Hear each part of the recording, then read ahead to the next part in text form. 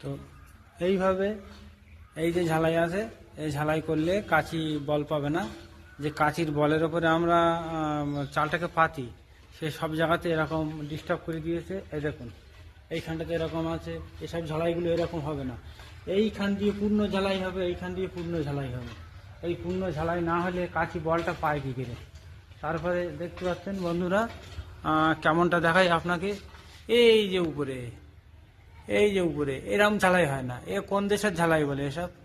এসব মানে মানুষকে ঠকানো ফর্মুলা। অল্প টাকা দাম বলবে, চাল পাতবে আর এরকম করে দিয়ে যাবে, যেটা আপনি সারা জীবন আর শুধরাতে পারবেন না। তো এটাই বলছি যে চাল যদি পাততে হয়, সত্যিকারের চাল পাততে হবে। এরকম ভুংচুং ফাঁকিবাজি চাল পাতলে হবে না। ভুংচুং ফাঁকিবাজি চাল। এই দেখুন, এই একটা কেমন, এইসব কেমন বলে এগুলো সব? এগুলো কী ধরনের ঝালাই বলে? তো ভালো ঝালাই করবে না, টাকা কম করে নেবে আর আপনার ক্ষতি করে দিয়ে যাবে আলটিমেটলি। তাহলে এটা কেমন হলো? ভালো চাল পাতুন, ভালো মিস্ত্রির পরামর্শ নিন।